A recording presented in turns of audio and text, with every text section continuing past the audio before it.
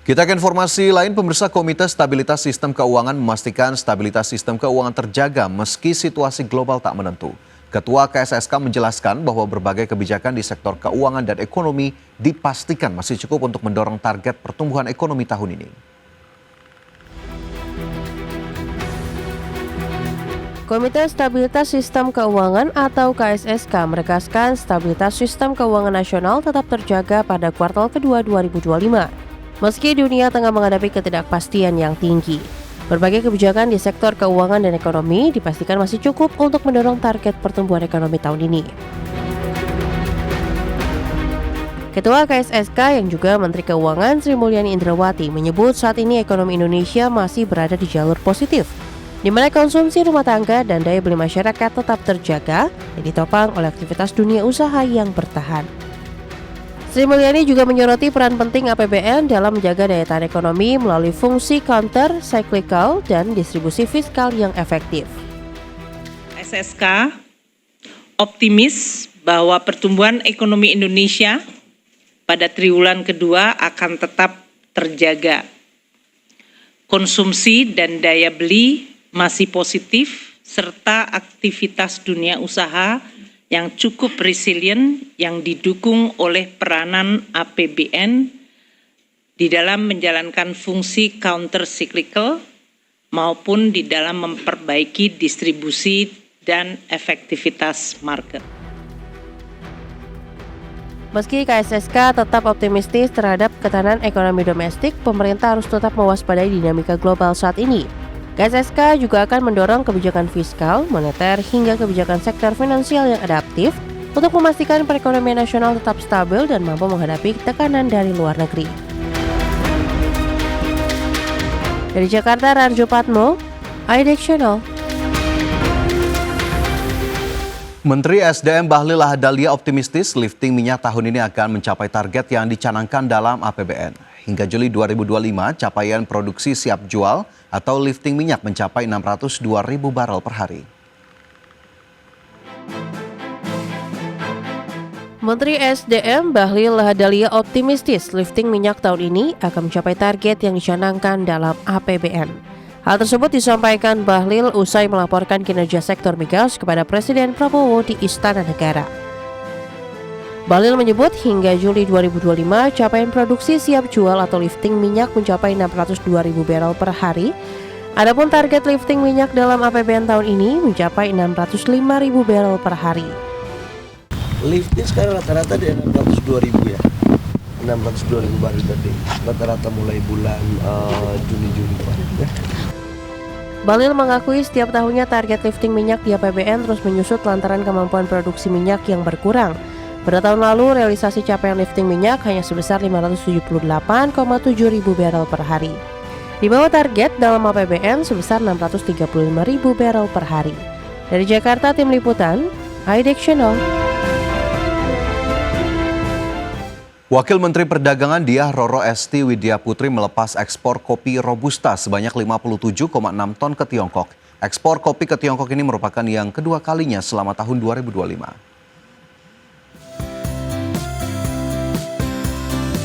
Wakil Menteri Perdagangan Diah Roro Esti Widya Putri melepas ekspor kopi Robusta sebanyak 57,6 ton ke Tiongkok senilai 264 miliar US dollar. Kopi Robusta yang diekspor ke negeri tirai bambu ini berasal dari petani Subang, Jawa Barat yang dikelola Koperasi Produsen Gunung Luhur Berkah. Ekspor kopi ke Tiongkok ini merupakan yang kedua kalinya selama tahun 2025 ini. Dia mengapresiasi ekspor kopi dari petani Subang karena selain meningkatkan taraf hidup masyarakat pedesaan juga menjadi devisa bagi negara. Dengan kondisi global yang cukup dinamis dan pengenaan tarif impor Amerika Serikat sebesar 19%, dia mengaku akan terus mencari cara meningkatkan devisa dengan memperluas pasar luar negeri. Negeri kita dengan kondisi global saat ini, kita akan selalu mengekspor gimana caranya berupaya untuk meningkatkan ekspor kita ke lintas negara. Kalau tadi kan salamnya 5 benua ya. Jadi mudah-mudahan hari ini ke Cina tentu tidak menutup kemungkinan untuk bisa ekspansi ke negara-negara lainnya termasuk di Uni Eropa. Total ekspor kopi Subang sejak Agustus 2024 hingga Mei 2025 mencapai 960 ton. dengan total nilai sebesar 4,6 juta US dollar. 90% kopi yang diekspor jenis Robusta dan 10%-nya Arabica dengan tujuan ekspor terbesar ke Arab Saudi dan Uni Emirat Arab sebanyak 70%. Dari Subang, Jawa Barat, Yudi Heriawan Juanda, IDEX Channel. Pemirsa, Presiden Prabowo Subianto menyambut Perdana Menteri Malaysia Anwar Ibrahim di Istana Merdeka Jakarta Pusat. Kunjungan Anwar Ibrahim dalam rangka konsultasi tahunan ke-13 Indonesia-Malaysia. Berdasarkan pantauan tim IDX Channel, Anwar tiba di istana pukul 10.15 waktu Indonesia Barat. Kemudian Prabowo mengajak Anwar Ibrahim untuk masuk ke dalam ruang kerjanya. Di lokasi tersebut, kedua kepala negara melakukan pertemuan empat mata. Selain itu, Prabowo dan Anwar akan menggelar pertemuan bilateral yang diikuti masing-masing delegasi kedua negara. Selanjutnya, kedua kepala negara menggelar konferensi pers bersama dan ditutup dengan makan siang. Mendampingi Prabowo saat menyambut langsung Anwar di Istana Merdeka, diantaranya Menteri Luar Negeri Sugiono, Menteri Sekretaris Negara Prasetyo Hadi, dan Sekretaris Kabinet Letkol Teddy Indrawijaya. Turut dalam pertemuan dengan Prabowo dan Anwar di Istana Merdeka, yakni Menteri Koordinator Bidang Perekonomian Erlangga Hartarto, Menteri Dalam Negeri Tito Karnavian, Menteri Kesehatan Budi Gunadi Sadikin, dan Kepala BIN Herindra.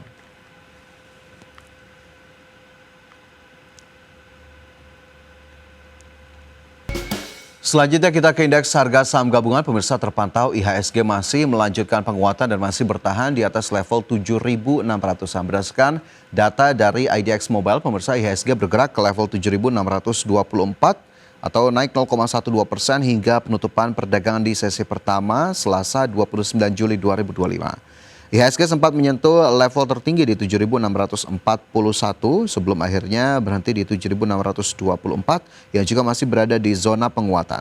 Adapun 284 saham mencatatkan penguatan, 342 saham melemah, 330 saham lainnya bergerak stagnan.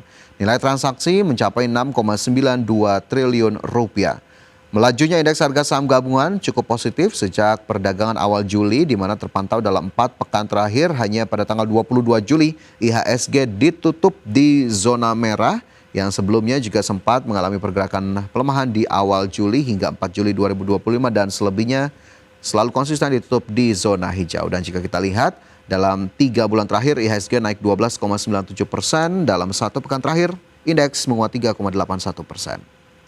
Dan kita cermati sejumlah saham yang masuk dalam kategori top gainers pada perdagangan di sesi pertama hari ini.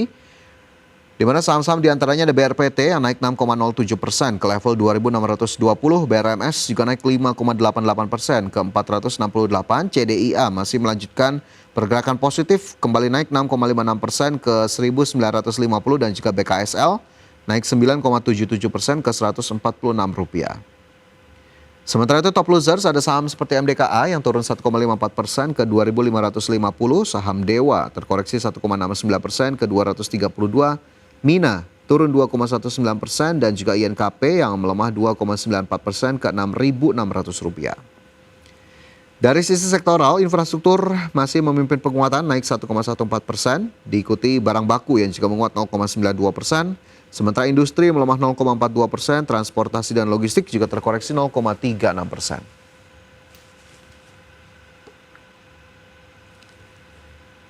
Dan pemirsa, usai jeda informasi dari dunia teknologi akan kami hadirkan untuk Anda sesaat lagi.